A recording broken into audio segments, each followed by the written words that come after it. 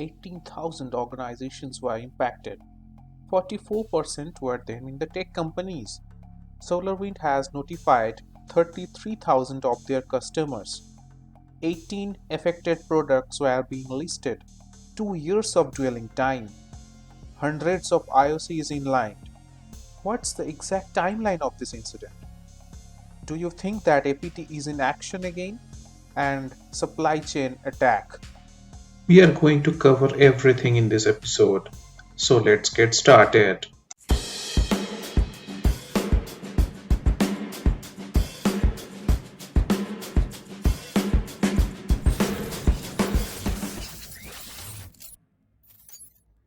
Okay, so first we will start to explain what is actually a solar wind. So SolarWind is a software company that primarily like deals with system management tools, system performance monitoring tools, and there are like a lot of IT professionals use that. So in coming slides, we will show you that who are the companies those actually use SolarWinds. Okay. So SolarWind, there are a lot of product it has in the market right now, but its most used and widely used tool is the Orion. So Orion, it's kind of like network management system, and don't get confused with like network security monitoring tool because the terms are very much confusing. One is NMS, which is basically network management system, and another is NSM, which is network security monitoring tool. So be in the security guy, we have a tendency to like explain everything as a network security monitoring tool, but here in this tool is a particular network management system tool, right? So this is the Orion platform, and whatever Orion has, it has a lot of products. So we will show you in the coming few minutes what are the products is Orion, the SolarWind is actually offering.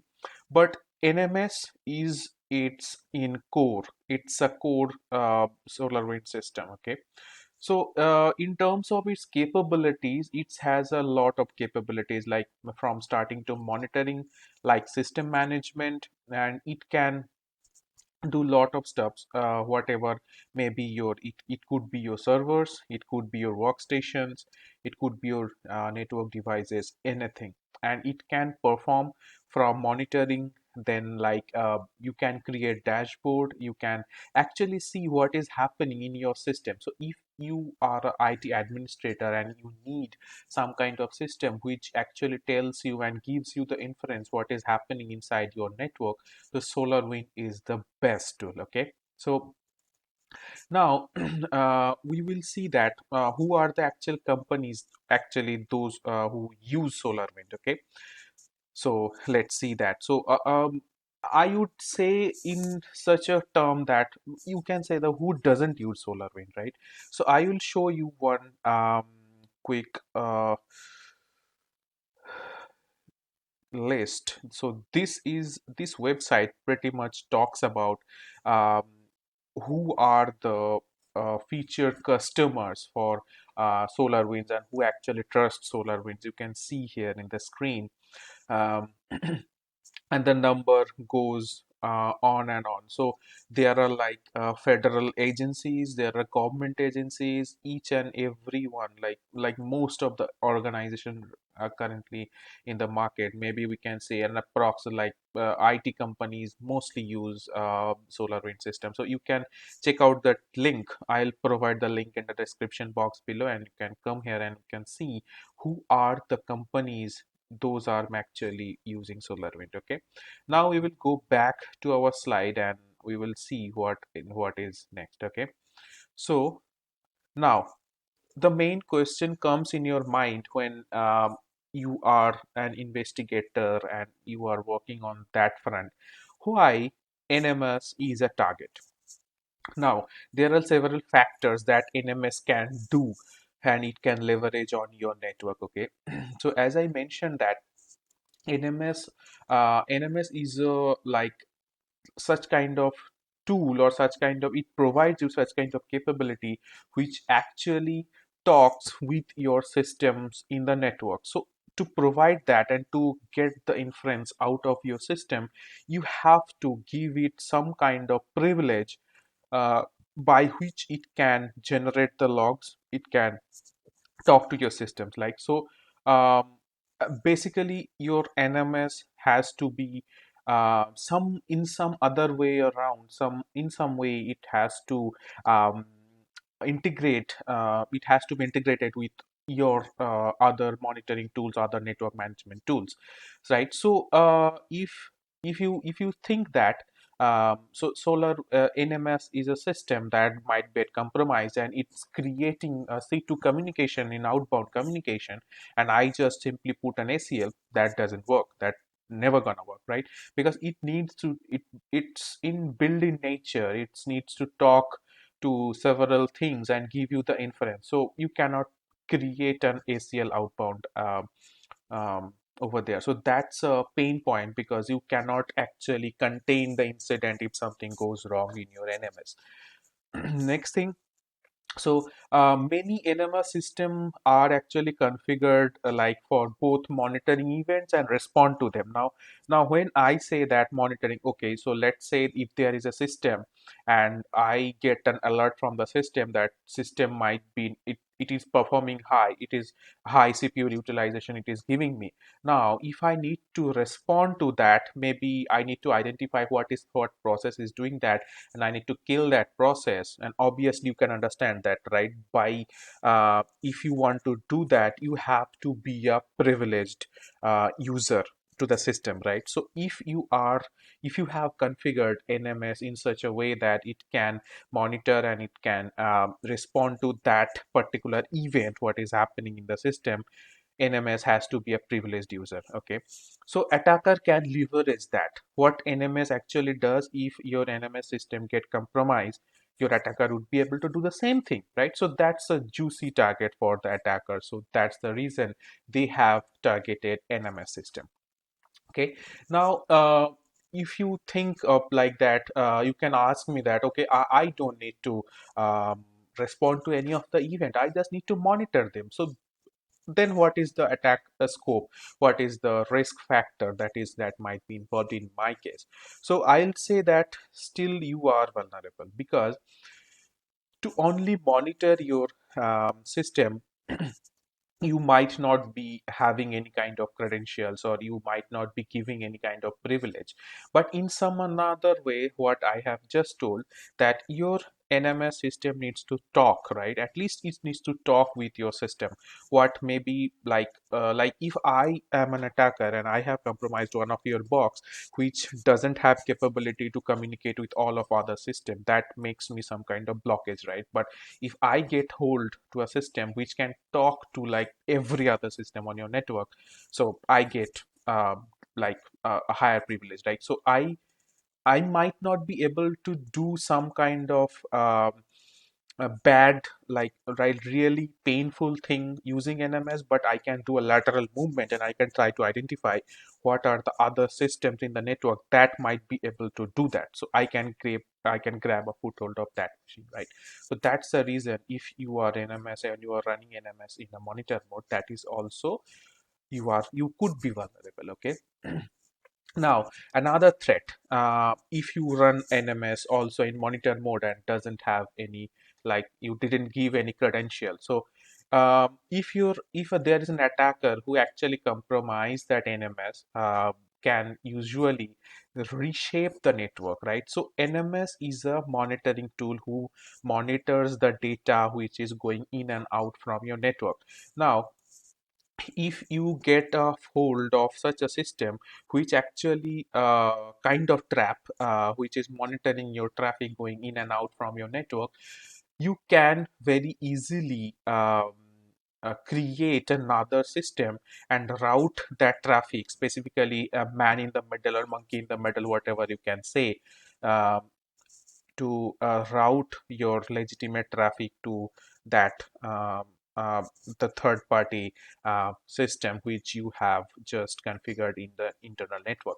So that comes in the latter part, but there is still possibility that you can do that. Okay, so that's the very important factor, all those in including the factors that NMS becomes very much juicy targets for the attacker. Okay, now let's move on. And when you say that NMS or that overall SolarWind, you identified that, okay, my organization is using SolarWind, but how do I know if I am impacted?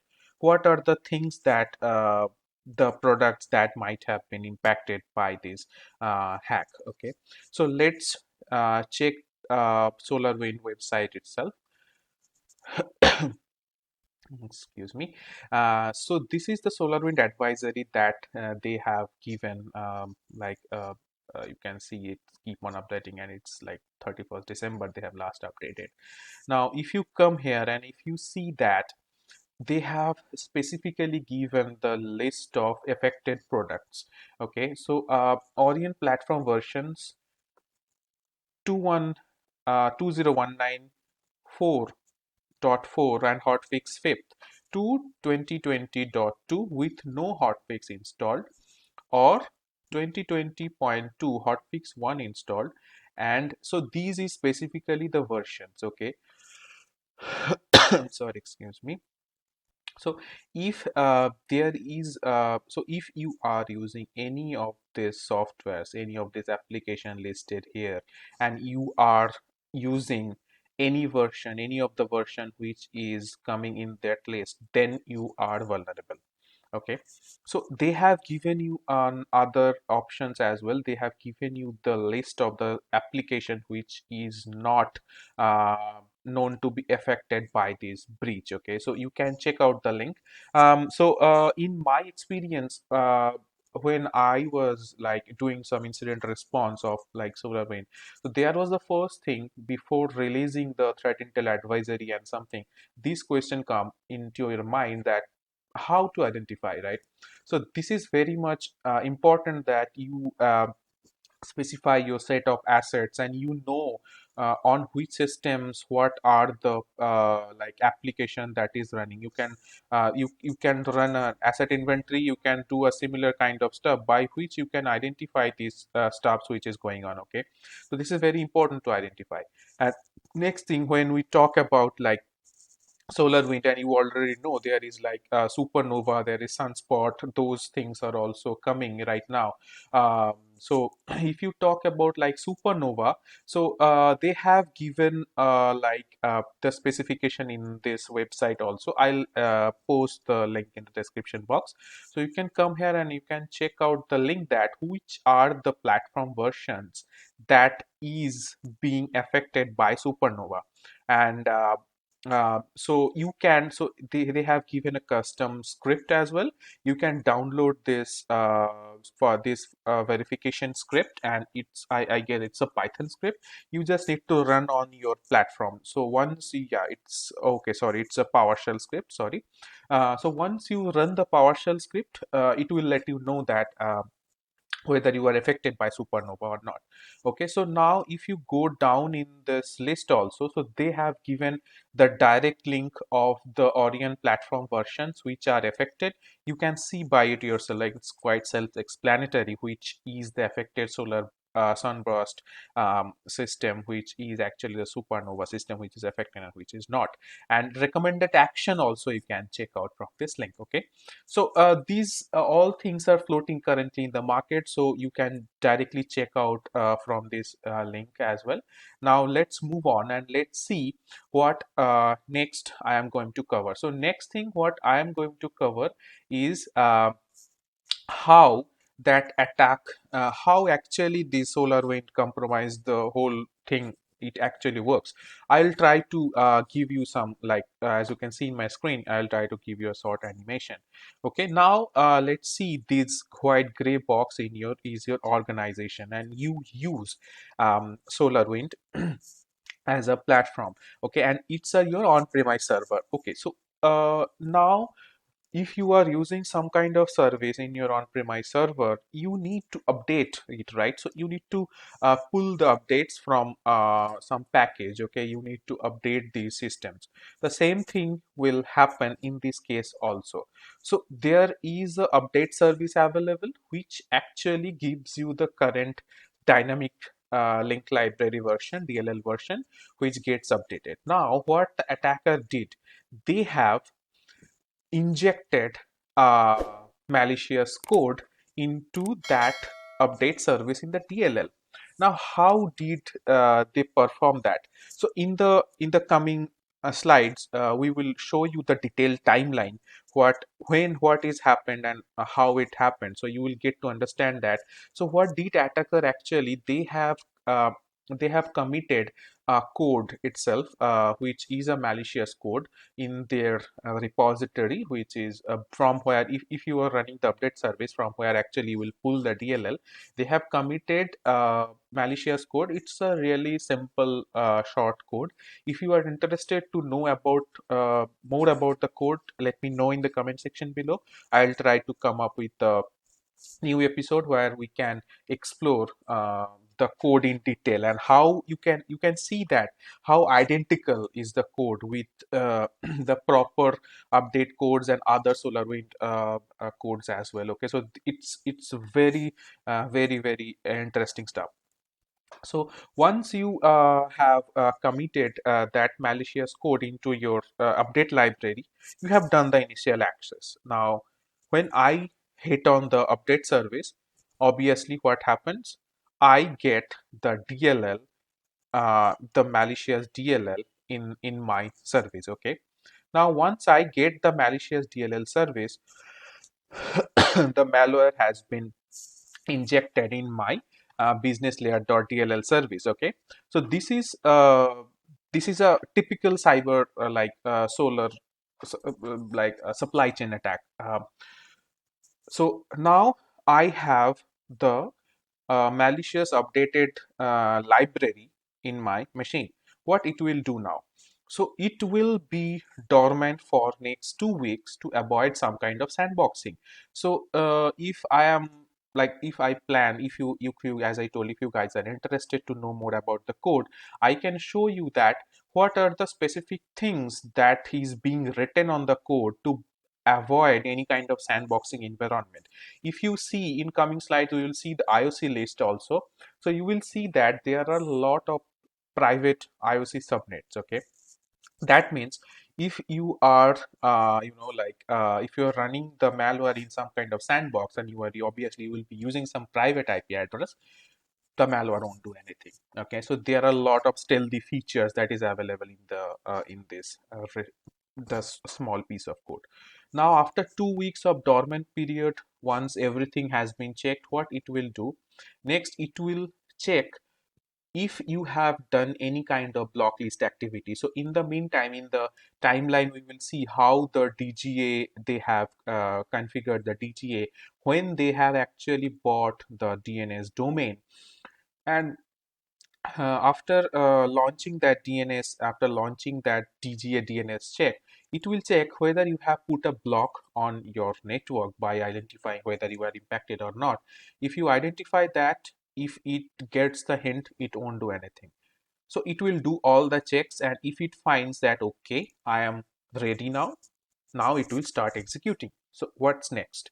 So it will send masquerading control commands, which will actually leverage the Orion improvement program protocol via HTTP REST call. Okay, so this REST call will be actually very much identical to another HTTP REST calls for your SolarWind Orion IPP protocol. Okay, so IP protocol basically, which is improvement protocol, and it will send the masquerading commands to my C2 domain where the attacker is hosted his everything.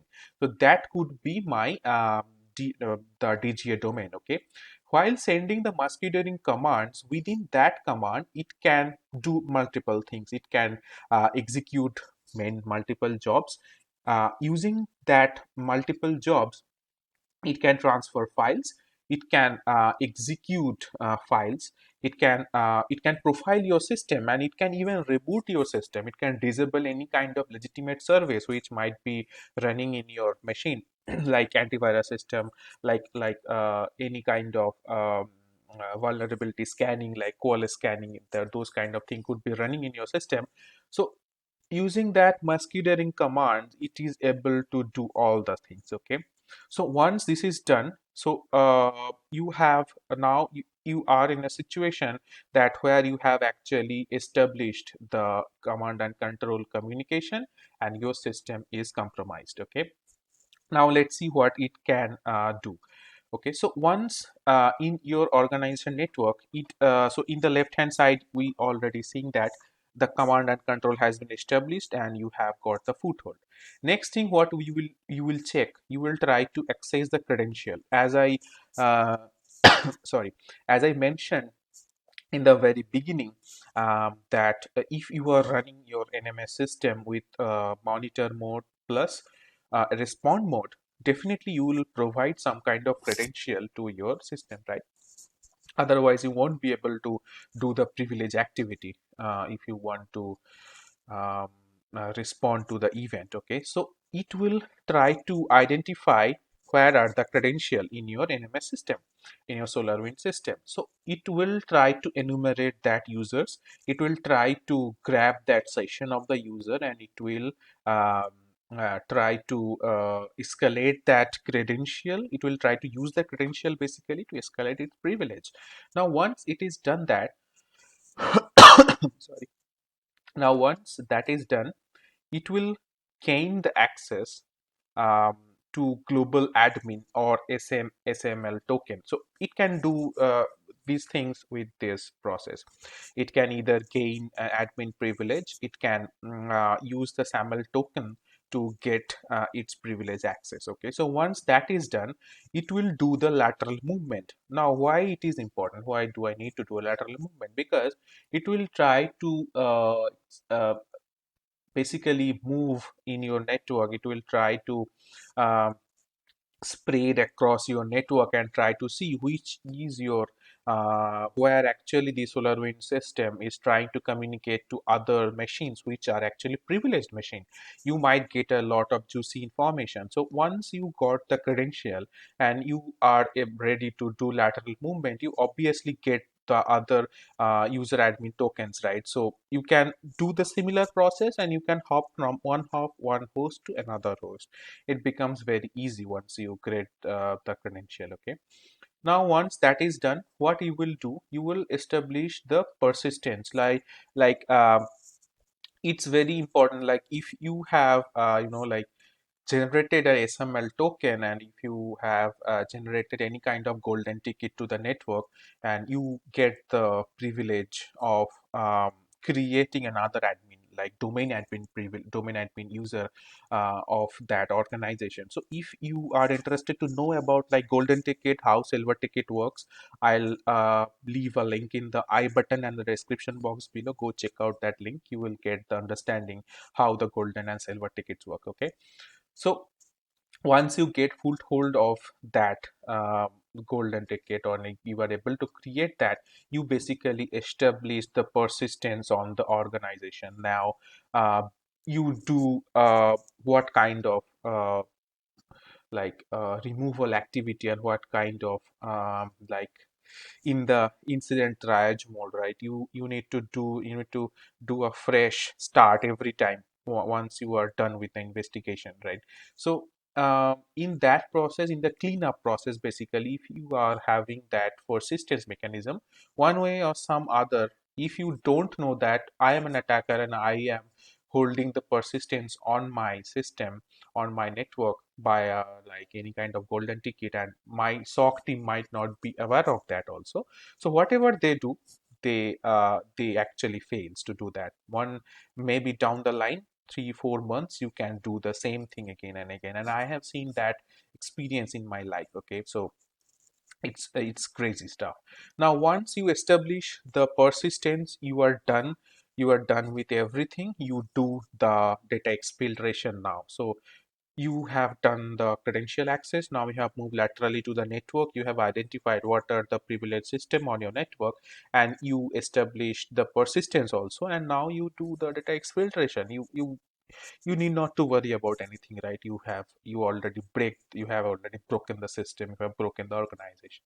So this is how the total life cycle of this attack that has happened through a supply chain. Okay, and it's not actually like a malware injection directly to your system, rather through a legitimate process, through a legitimate life cycle process. How it works in the software industry, it came into your network, and it's a hot topic right now in the market. So let me know in the comment section, what do you think about supply chain attack, and how you are actually planning to um, eradicate that in your organization. So if you have, do you think that in your organization, if something like this thing happen, you have the mechanism, like to handle the situation and to do the incident response? Okay, let me know in the comment section below. Okay, so next thing, this is very important. So this is the detailed timeline of this incident. So as far as the information that I have gathered from all of the resources, they said the total timeline and total dwelling time, it's almost 2 years in the SolarWind network. Okay, so somewhere in the August 2019, so they have recorded the domain registration. Okay, so they have actually identified that when the C2 domain got registered. So this is obviously, this information has been identified after the incident and after the forensic investigation happened. Okay, so it was on 8th of August when this domain was registered. Okay, so next thing, in the September month of 2019, the threat actor actually accessed the SolarWinds system. So when we say they access the SolarWinds system, they could have done a reconnaissance attack. They might have done something to identify what kind of things that SolarWind might be using. Okay, so you can identify from your logs, right? So this has happened on September, very early in the September.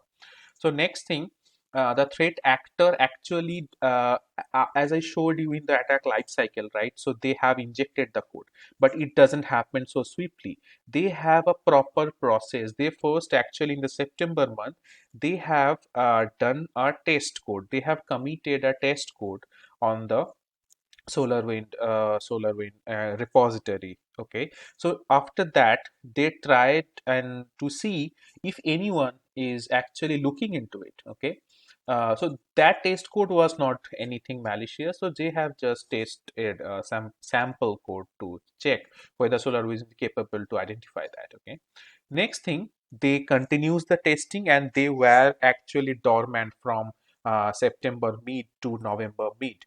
Now, after that, when they identified, the threat actor identified, no one is doing anything about it, right? So I am happily committed one code, and it's no one is doing, no one actually cares about it. Okay, so in that process, they have ended in the middle, like in the starting of November, they have ended the injection test process, and in the December, what they have did, they have registered a DGA domain, what they have actually acquired. Okay, so the domain that actually recorded in August, but now they have acquired the domain. Now there could be several links between that. Okay, so the domain got acquired on December month. Okay, so next thing, what they did in the February, and now you have you are in the 2020 year, in the very starting of 2020 year, before even the corona pandemic. So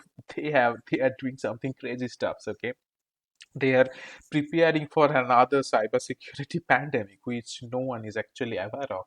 They have actually first acquired the SSL certificate. Now, when I say SSL certificate, the SSL certificate is actually a semantic provided certificate. Okay, so it's a digital certificate by which you can identify that, or you can trust proper committed code if you are uploading something. Okay, so they have acquired the certificate themselves. Okay, so in the February, so I have highlighted that in the red mark, Sunburst got compiled and deployed. Okay, so what they actually did in that, so they have done the testing over all these almost 2 months, and when they noticed that no one is actually doing anything about it, they actually uh, committed the malicious code in that repository, and they deployed it. Okay, so that is code is called as Sunburst, and SolarWind didn't do about anything. So the code was trusted by the SSL certificate, which, by the way, the threat actor acquired in the February early February. So the code was trusted by the SSL certificate, and SolarWind went ahead and compiled the code. Super. So now, once SolarWind has like compiled the code, uh, they have released the hotfix, okay, hotfix 5, which is available to the customer in the month of March, as you can see. Now, when they have released the hotfix in the month of March, this hotfix was injected with the malicious code. Now, whoever in the industry, whoever in the IT industry uses SolarWinds, if um, they have updated the hotfix, actually, they are actually infected by that malware, which is termed as Sunburst. Now, in the March to June, so now what the threat actors did, threat actors had spread their net across the multiple organization. They have delivered the weaponized malware. Basically, they have weaponized malware everywhere in the organization. Now, they don't need to have that malicious code in that library, right, in that repository. So they have that level of privilege also. So they have removed the malware from the build VM. So they are doing crazy stuffs in the GitHub. I'm not committing about like whether they are using GitHub or GitLab, but it's kind of some kind of CI/CD pipeline that they were using basically.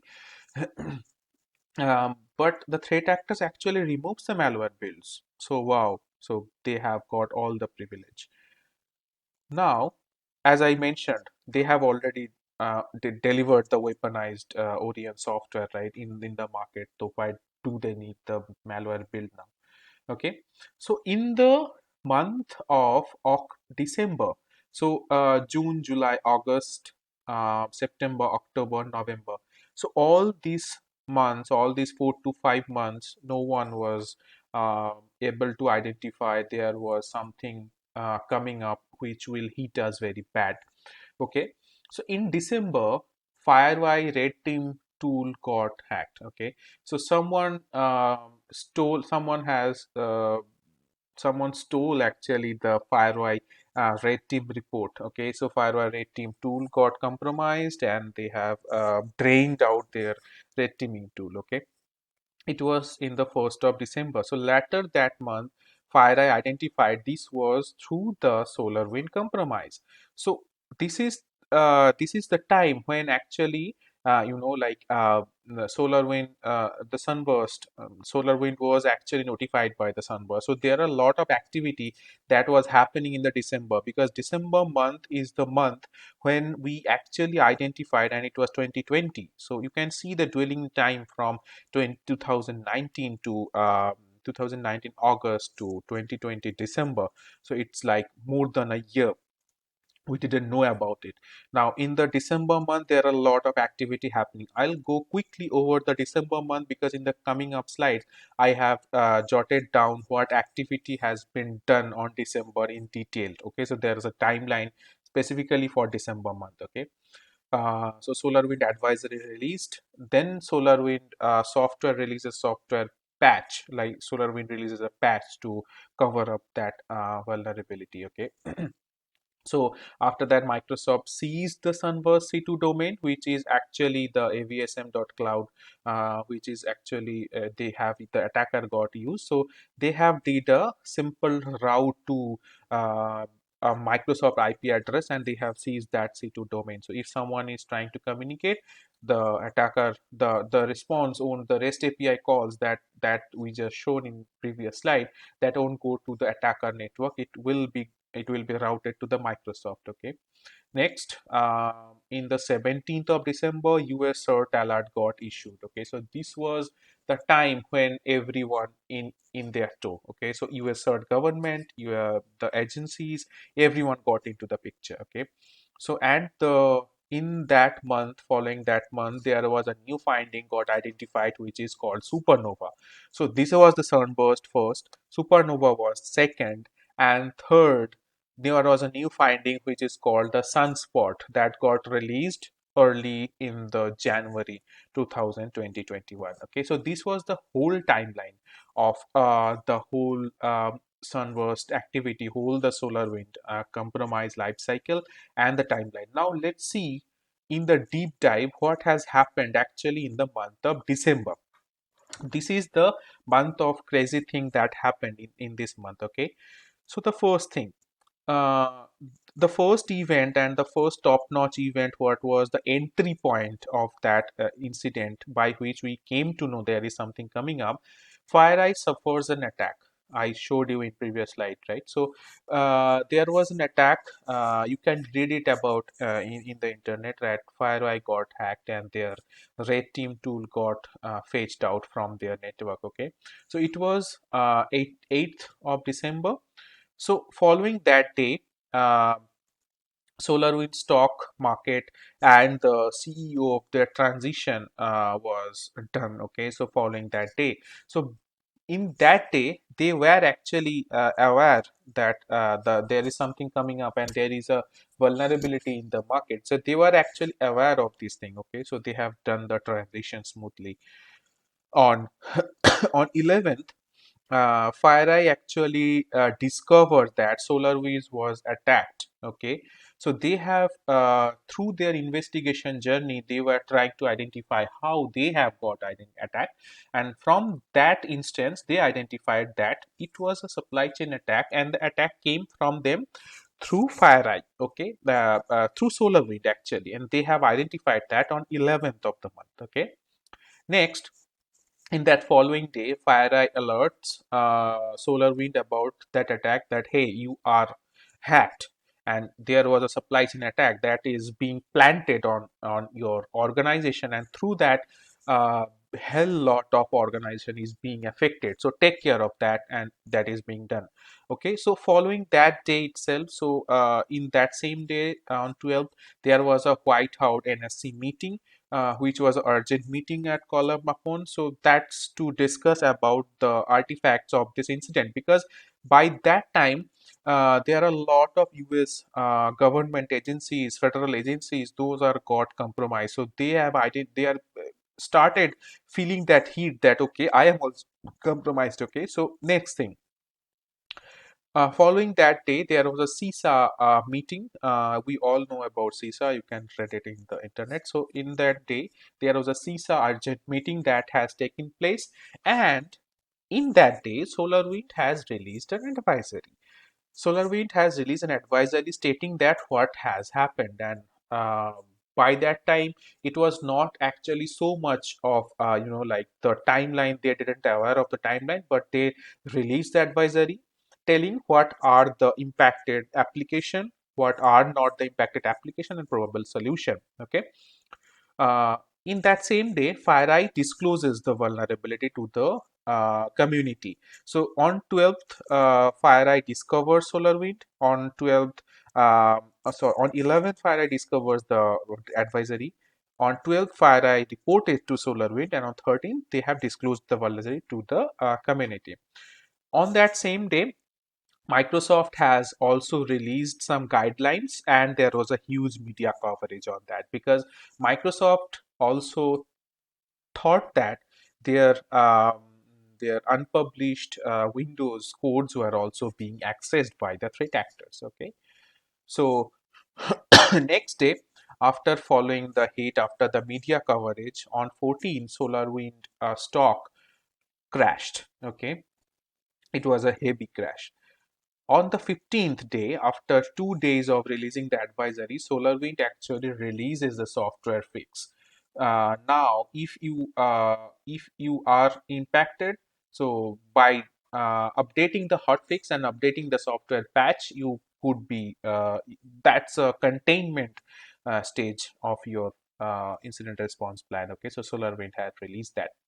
Now, following that day, one day after, on 16 there was a kill switch identified. So now when I say that there was a kill switch, so it was a collaboration of the investigation team. So kudos to the investigation teams of Microsoft, FireEye, and the SolarWind also. So they have developed some kind of like um, the routing protocol by which they have actually acquired um, the domain which is being used by the attacker, and they have routed that protocol to the Microsoft domain name. Okay, so by which if any of your organization is actually being hacked, they won't be able to reach to the attacker network, rather than it will be routed to the Microsoft. Okay, and in that day itself FBI investigation kicks off. In the following day, in the 17th day, there was a US CERT protocol launched, and this was an alert of hazard to the world. So 17, there was an incident raised by the CERT team, and they have released the IT firm target report, who actually is the list of this, the incident. So there are the heavy market companies which actually find that identified that, okay, I am also impacted by the breach because I was using SolarWinds. US nuclear agencies got hacked. US cybersecurity policy that day got updated. Okay, so in that day itself, so there are a lot of federal companies and there are a lot of US government got impacted by these SolarWinds, and they have actually identified by then that they are also impacted. So in that following report, this is an approximate report that got published on 19, that which is telling that approximate 198 organization got hacked. But in the reality, if we see the total picture, it's almost 18,000 organization got actually hacked. And and SolarWind has um, actually notified their 33,000 customers about this breach. Okay, but they think that 18,000 of them got impacted by this breach. Now, on 22nd, US Treasury Department email got hacked. Okay, so these are all the chain of events that was keep on happening, because once you already seen that, right, there was a huge dwelling time that has no one is aware of that incident happened. So if you have identified the incident on 8th through FireEye, there is no chance in hell like you could be so swift. So we are currently living in the era of SOC 3.0, but most of the matured or most of the IT, they doesn't have such kind of stealthy and such kind of strong SOC team who is actually capable of identifying and replicate that attack, right? So there was a hit on US Treasury Department, which got the email hacked on 22nd. So on 24th of the month, uh, SolarWind actually released the latest software patch. So we have seen that on 15th, SolarWind has released a software fix, which was a hot fix, and 24th they have finally released a software patch. Okay, which will cover this hack. And on 30th of this month, CISA has updated and CISA has sent out an detailed guidelines what is happening, what you could also do to identify what are the things that you can do about this incident if you find that you got impacted by that incident. Okay, so following that day, Microsoft releases the Russian involvement could be identified, could be present in this total hack. But we really don't know at this point of time, because Russia had denied that activity and they have told that they are not involved in any kind of cyber domain or any kind of activity on 2020.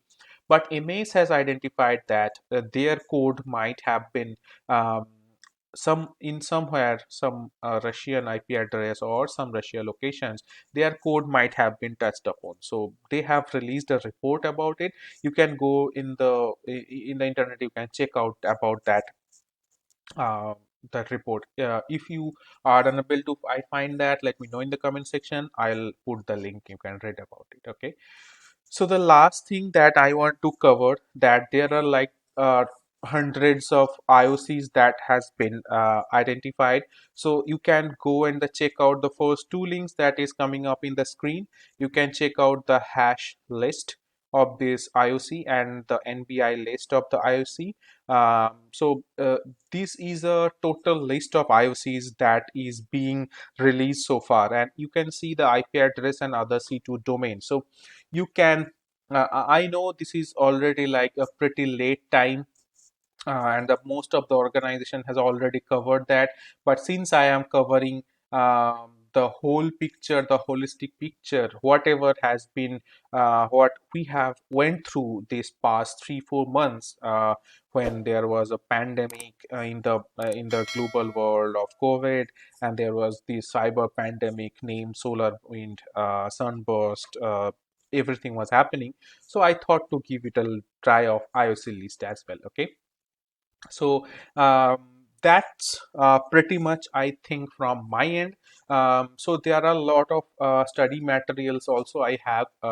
If you are interested to see that, actually the pretty good uh, study materials and pretty good investigation reports from like reversing lab. So they have done a pretty good research on how the malware actually propagating, what are the things if you have an endpoint detection mechanism, how you can actually detect the malware, what are the things that malware is doing. Let me know in the comment section below. I'd be happy to post the article for you. Okay. So in the next video I'll try to come up with a brand new topic, and also just give you a short hint that I have received many requests to create a customized uh, like course for you guys to help my fellow friends to do their TFIR journey. So I have thought to come up with uh, approx 7 to 10 episodes, which will be customized to cover from the very basic of DFIR journey to the level of advanced level of SOC journey. What are the things that you need to cover? So I'd request you guys, if you are interested, to let me know in the comment section below. I'll try to compile that course as soon as possible, and probably down the line, maybe next month, in the mid, I try to publish that, and I try to focus on each and everything that is happening in the market, and what are the things where you need to study, what are the things that you need to study. Okay. So that will be a free course. You can take a look at it, and I hope you guys will enjoy. And last thing, if you like this episode and if you find my other episodes useful, please do a subscribe and share my videos to your friends, colleagues, and let's build up a strong cybersecurity community. Okay. Thank you so much for your time.